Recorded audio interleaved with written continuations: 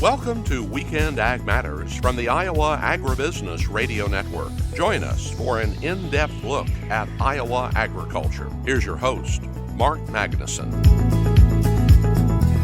Hello and welcome into Weekend Ag Matters on the Iowa Agribusiness Radio Network. I'm Mark Magnuson. In today's episode, Riley Smith speaks with Dan Bjorklund of Landus Cooperative. Dustin Hoffmann is joined by Shelbi Nederhoff of Nutrien Financial, and Russ provides his faith-based segment. Let's turn our attention now to this week's news headlines.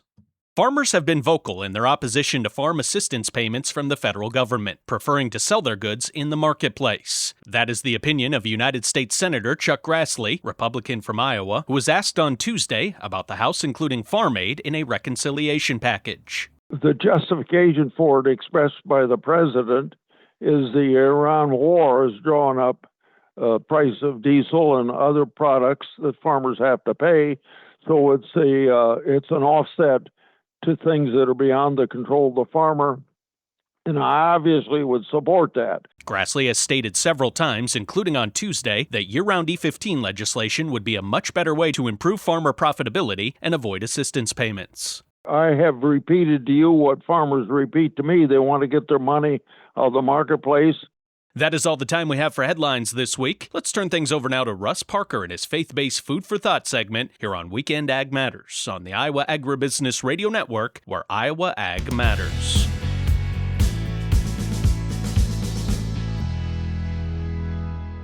Have you ever planned a renovation project? Sooner or later, most of us do.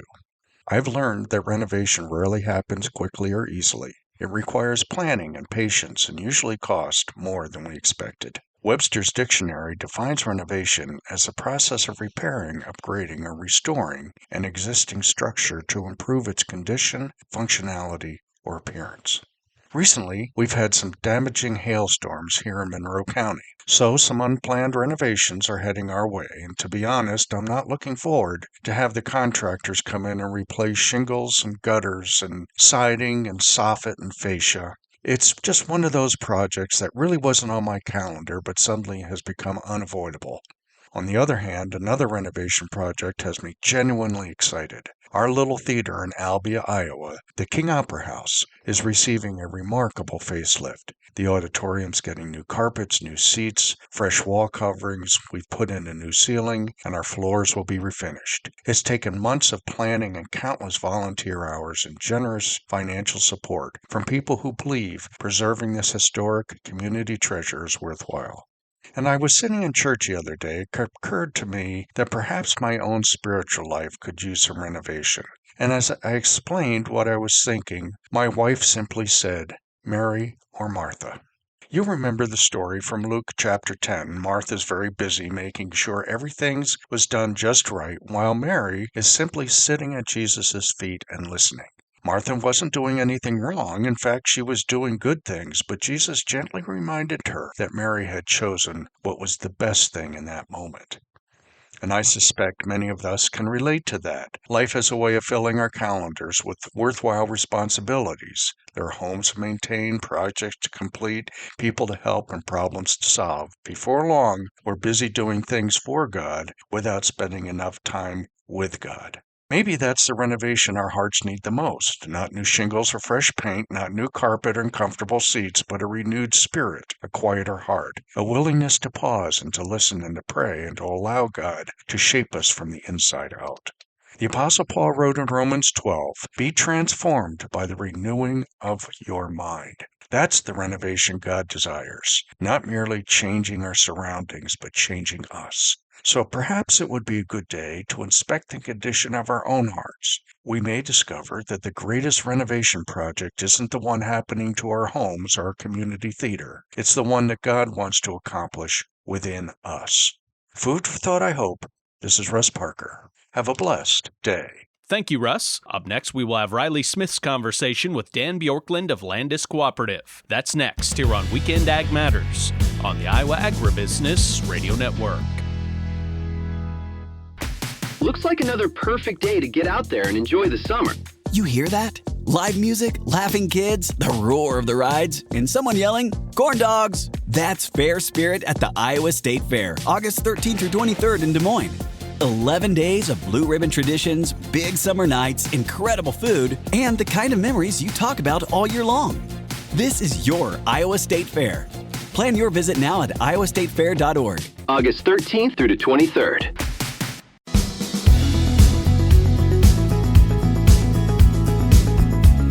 Welcome back to Weekend Ag Matters.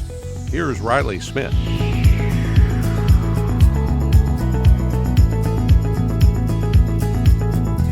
Riley Smith, Iowa Agribusiness Radio Network, and I'm here right now with Dan Bjorklund, a technical agronomist with Landus Cooperative, for our biweekly agronomy update. And Dan, there's been a lot that has happened recently across the state. We've had a windbag storm across central Iowa that caused a lot of rain, a lot of wind. We've seen hail damage. So let's start off talking about that storm that happened earlier this week.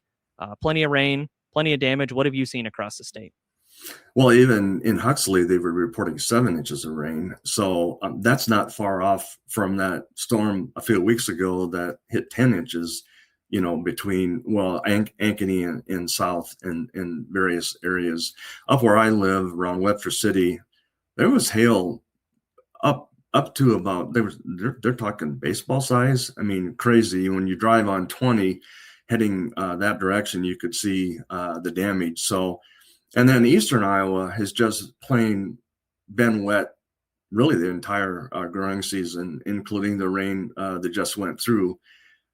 But Riley, interesting, if you go to western Iowa and go west of Highway 71 and that western third, they've been pretty dry. It has been a very strange year. And so when we look at just kind of the consequences of all of that, how significant has that hail damage been that we've seen? I mean, I saw pictures of some corn that was pretty stripped down, but is it at least isolated enough to where it hasn't been a major widespread issue yet? The worst of the hail is still isolated, and they're still projecting really pretty decent yields in Iowa. I do think that if you drive on Highway 69 south of Ames and head towards Huxley and then up past Slater into Ankeny, you can see the result of some of those heavier rains because the beans, there are obviously low areas that are gone, and there are big sections of corn that have had too much rain and they're turning yellow, or because of lack of nitrogen, or they just died because they were just flooded too long.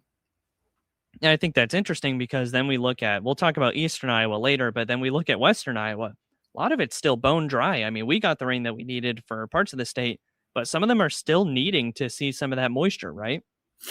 Yes, and I've been scouting all over the territory that Landus covers, so we go all the way to Ida Grove, parts over there down,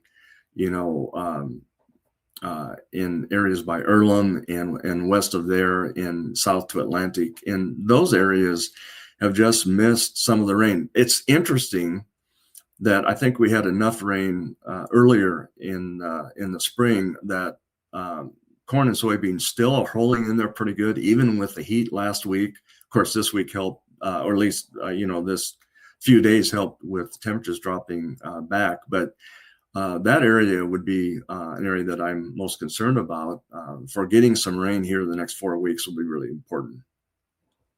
And then moving on to eastern Iowa, they have been seeing pretty consistent rain. The ground is still very moist there. And unfortunately, we have since seen southern rust in some eastern Iowa counties. Tell us a little bit about that detection of southern rust, and what does that mean for the rest of the state? Yes, I'm going to use last year as a comparison because everybody remembers last year. Last year, we were using our Sky Scout program, and that directs where we scout in fields that are signed up. And we found southern rust last year on the 17th of July. And I was telling people then the weather the next 2 or 3 weeks after that was going to determine what happened. Well, the weather was, perfect for it. And we have epidemics and really in a large part of the state of Iowa.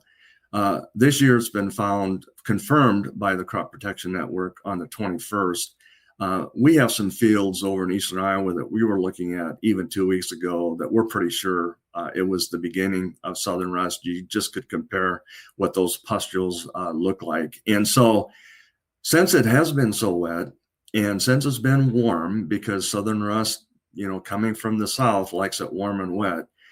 In the eastern Iowa and the eastern half of the state, really 35 and east, and actually even some of those counties west a little bit, like Boone County and Story County down to Polk, have the potential to have that disease develop because the weather is still ideal. It's just depending upon when the spores land. And once it lands, and once you have 3 or 4 counties, which we have in eastern Iowa, and you have optimal conditions, it can spread really quickly. We saw last year within 2 weeks, 2 to 3 weeks, we had it all the way into the upper canopy. And if the corn wasn't protected with fungicide, there were fields that had basically succumbed to the disease and died by the middle of August. And there were significant yield losses up to 50 bushels, Riley.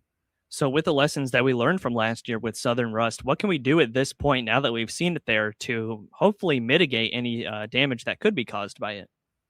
I'm a big promoter in preventative fungicide use.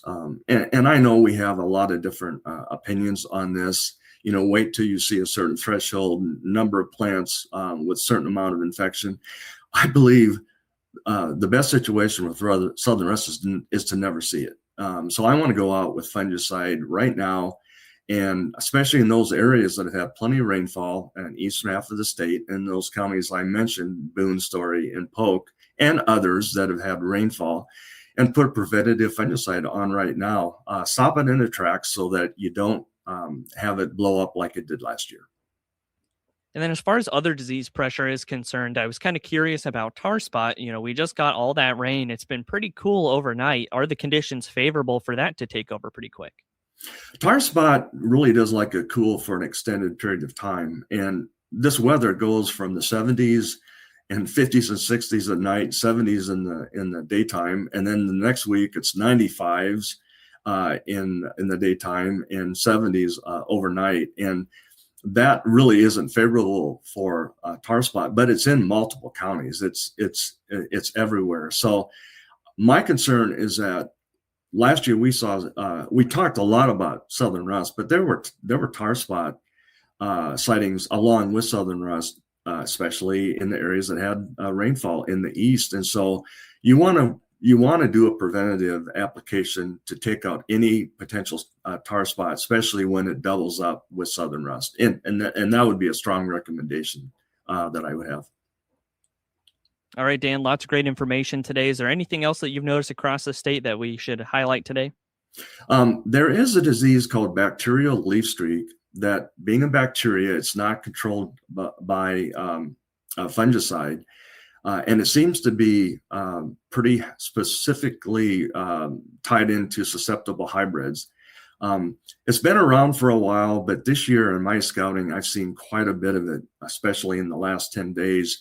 I would keep track of that, especially corn on corn. And if I have a hybrid that's showing a lot of that damage, I would write that down and make sure I pick something next year that has a little bit more tolerance. We're not sure of the exact yield impact, but with everything else out there, I'd want to keep an eye on that one too. So we have 3 diseases. Which one is going to be the big one in 26? We don't know, but I would watch out for all 3.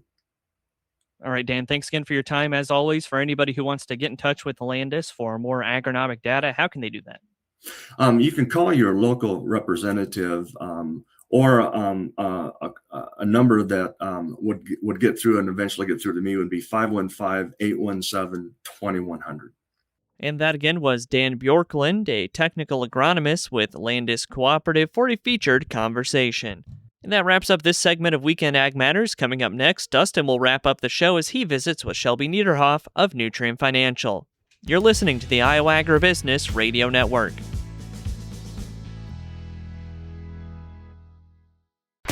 Get in the fair spirit at the Iowa State Fair and save before you go. The countdown is on to the Iowa State Fair, and now's the time to plan ahead. With advance admission tickets, lock in your visit before you arrive and step into 11 days of live music, fair traditions, incredible food, and summer moments you look forward to all year long. Save $5 now. Advance tickets are available now at iowastatefair.org, on the app, and at participating Iowa Hy-Vee and Fairway stores. Celebrate fair spirit at the Iowa State Fair. August 13th through the 23rd.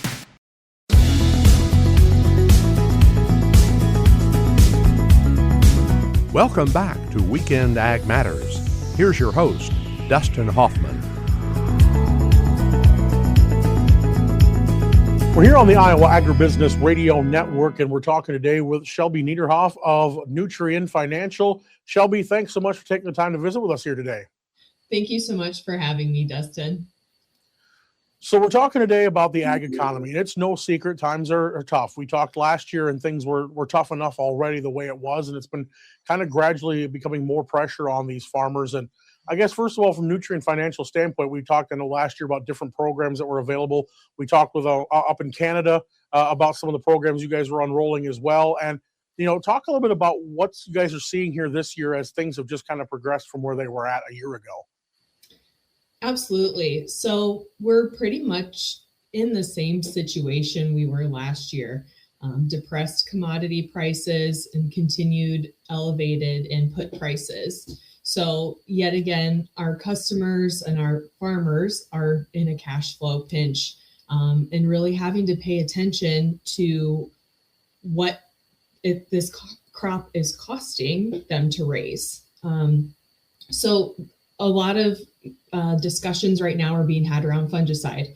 As we are speaking this morning, there's a plane flying around my house applying it, and a lot of customers are wondering, do I put it on this year? Is it worth it? And across my territory, which I cover Iowa, Illinois, and Wisconsin, we're dealing with a lot of, different planting dates because we had a wet spring.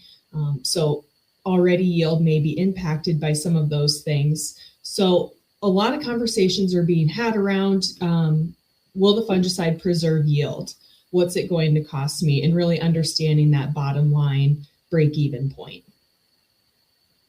And one thing I know that was talked about last spring and talked about again this spring before planting started with a lot of agronomy people was the fact of, we know that margins are going to be thin. And there are places that are going to be a place where you can think about cutting, but crop protection was a place that you really can't afford to make any cuts, especially when every bushel is going to count. Absolutely. And last year was the perfect example. We had the southern rust come in, and those that put fungicide on, they really preserved that yield. We, especially here in Iowa, we saw some huge dings on yield last year. So I think as far as the customers I've talked to, we're in similar economic conditions, but they've penciled it out, they've done the work, and preserving those bushels really pays off with that fungicide. I know the discussions we've had in the last year or so with Nutrien Financial, yourself included, has been the fact that producers were going to have to get creative. And of course, Nutrien Financial was there to help look at some places where some adjustments could be made and maybe look at things from a different perspective. What kind of things are you talking about, especially like you said, with fungicide and other aspects to get the most out of those bushels per acre they're going to get out, but also making sure that the input costs aren't causing a big problem for them? Absolutely. So at Nutrien, we're very fortunate that we have very skilled crop consultants who can talk very intelligently about plant nutrition, disease, nitrogen management. And then we also have our team of territory managers like myself that can break down all of your costs to a per bushel, per acre, find the right financing programs that fit. So we can do kind of a two-pronged approach. You can work with your crop consultant to see, are there products I could substitute or add in and pare back on my main product and still, not increase overall spend, but get the most bang for my buck? And then I come into the conversation looking at, okay, what products do we have here? What finance programs does Nutrien offer at a low rate that I can push out to pay in maybe December, and give myself some more time to pay that off, market my grain, line more up with the cash flow that the farmer needs. I guess that's one thing I've noticed with Nutrien Financial, and other ag companies are starting to think about it too. But the fact is, while farmers are having to think outside the box to make every dollar, every bushel count, the financial backing has had to adapt as well, because of the fact that this is not what we would call normal circumstances for farm and for the farm economy. And so you guys have got to be able to adapt to give the farmer breathing room, while at the same time making sure that its business is covered for your companies as well. Certainly. And our goal is to not replace any of our customers' bank relationship. We value the local banks and what they do for our customers. where we really shine is we're an additional source of capital. So they can utilize their operating line for things that we can't cover, like machinery, rent, stuff like that. So we're able to provide capital for the products they're already buying from us. We're able to give them extended due dates. So they have, like I said, they have time to market their grain, take advantage of maybe some premiums in the market depending on the time of year. Low interest rates. So even though they're carrying that balance with us for a little longer, it's not, money costs money. And the interest expense, especially right now where rates are, it can cost you a lot to have money borrowed for a long time. So by borrowing with us, they're able to lower their overall cost to borrow. Well, and of course, because it comes down to if the farmers are successful, then obviously Nutrien will be successful and making sure that they have every opportunity. But it's also got to be good. I mean, like you said, you're not there to replace the local banks, but in a way, you're also looking at the same numbers that can help them find different ways to maximize what they're doing, even if it's over things that maybe you can't cover, but maybe give them advice on what they can be talking to their banks about. Absolutely. And we're not financial advisors, but a lot of us do come from a banking or finance background. So we may be able to tell them, we're not able to finance this at a lower rate, but, your local bank or your operating line may be a better option. So like you said, we want the farmer to be successful first. What's good for the farmer is good for us. And then what kind of results are you seeing from farmers having this kind of flexibility? I mean, what kind of peace of mind and also just overall well-being for the financial aspect of it? They're able to have this little bit of extra time and a little extra cushion to be able to do these things. Absolutely. And it gives them time to, like I said, market their grain. We never know what the weather is going to be like. In the fall, we might get a wet fall and not be done, combining until Thanksgiving or the first part of December, heaven forbid. So that time is worth something. And being able to, you can pay off with Nutrien Financial early at any time with no penalty. So knowing that they have those few extra months that they can capitalize on, especially with uncertain, commodity markets, I think that just brings some people peace of mind. And, as you said, Mother Nature is always a big question mark. I mean, when you're looking at the territory you cover, Iowa and Illinois and Wisconsin, while all neighbors, there's a lot of variation and differences in the weather situations that these farmers face. But in the end of the day, it's still the same problems that everybody faces. Absolutely. I was in Southern Illinois in the late part of June, and the corn down there was already almost tasseling, whereas at home we were still getting post application done. So while there's a difference in timing, everybody's facing the same kind of conditions this year. We're worried about disease pressure because similar to this year's kind of setting up to how last year did. Very wet June, so far very, very hot July. So I would say plant nutrition and, fungicide, nutritionals, those are the conversations happening right now. Definitely top of mind for everyone. And, just a reminder for folks, we were talking about the nutritional value of the fungicide. And, we obviously know that has also increased benefits and increased yield on top of the fact that it helps prevent some of the diseases, even though we know that by the time you see the symptoms, it can be too late. But there's still some benefits of getting that on and not leaving it just sit and going, oh, well, I missed my window. Mm-hmm. Absolutely. A healthy plant can fight off disease just like our healthy body can help fight off disease. And then to wrap up, just because I know you cover such a vast territory and you kind of mentioned the differences between Illinois and Iowa, what kind of things are you seeing disease pressure wise? I know we haven't seen southern rust in Iowa yet. I don't know if that's a concern because it's like a once in a decade phenomenon. But as they said, last year this year's kind of shaping up like last year. What kind of pressures are you seeing across that territory you cover? I haven't heard a lot of the same or atypical as across my territory. I would say it's the usual. The usual suspects are already starting to rear their head. So I would just encourage everyone to be in touch with your crop consultant. Make sure you're scouting your fields. And Nutrien, we're here as a team to help you. So just leverage us in any way you can. So folks listening maybe aren't doing business with Nutrien right now, but are interested about some of the options you guys are talking about and what you guys are talking with us today about. What is the best way to get that conversation started or look at some of the plan options? Yeah, you can just reach out to any of your local Nutrien facilities. You can go to our website and search by zip code or your town name and find the one closest to you. We're also pretty active on social media. So if you want to give us a follow visit our website.